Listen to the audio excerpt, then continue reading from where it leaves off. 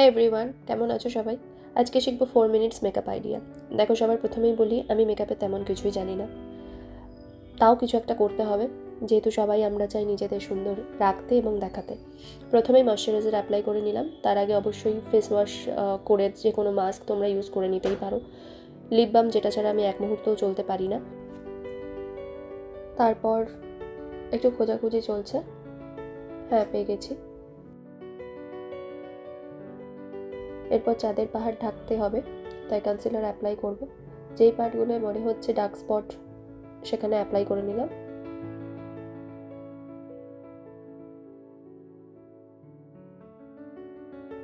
এরপর শুরু ড্যাব ড্যাব ড্যাব।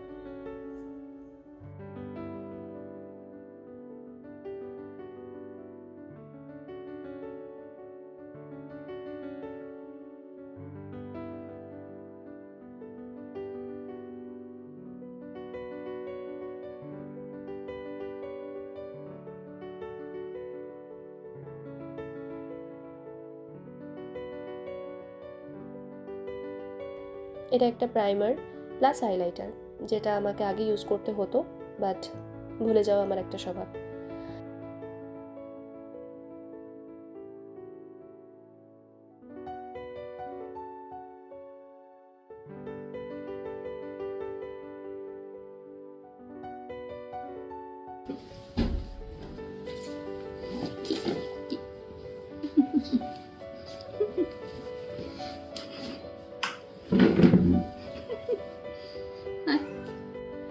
এবার যৎসামান্য ফাউন্ডেশন, তারপর আবার ড্যাব ড্যাব।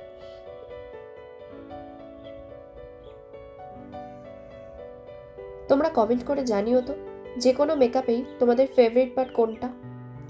আমার তো ফিক্সার ইউজ করতে দারুণ লাগে।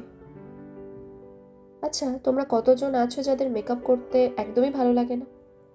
আর সেটা কেনই বা ভালো লাগে না সেটাও একটু প্লিজ জানিও। এরপর একটু লুজ পাউডার ইউজ করে নিলাম। কম্প্যাক্ট পাউডার আমি ইউজ করি না। অ্যাজ অ্যান আর্ট, মেকআপ সত্যিই সুন্দর, এবং আমরা খুব সহজেই মেকআপের মাধ্যমে নিজেদেরকে সুন্দর দেখাতেও পারি। কিন্তু তার ওপরেও যেই বিষয়টা জরুরি, সেটা হলো নিজেদেরকে মন থেকে সুন্দর রাখা বা মন থেকে সুন্দর থাকা। এবং এই মন থেকে সুন্দর থাকার জন্য আমাদের অনেকগুলো পদ্ধতিই আছে। তার মধ্যে যেটা ভীষণই গুরুত্বপূর্ণ সেটা হলো নিজেদের যত্ন নেওয়া, নিজেদের ত্বকের যত্ন নেওয়া। সেটা সবথেকে ইম্পর্ট্যান্ট, এবং সেটা কিন্তু আমাদের কনফিডেন্স লেভেলটাকেও অনেক গুণে বাড়িয়ে দেয়। Then I spray lots of fixer, আবার একটু ড্যাব ড্যাব।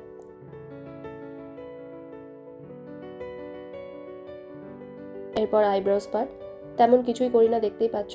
ব্লাশ করে নিয়ে অল্প একটু কাজল নিয়ে স্প্রেড করে নিলাম।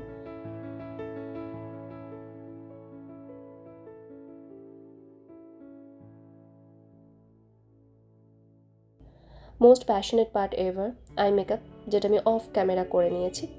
অ্যাজ ইউজুয়াল মেকআপ শেষের পরেই আমি লেন্স পরি।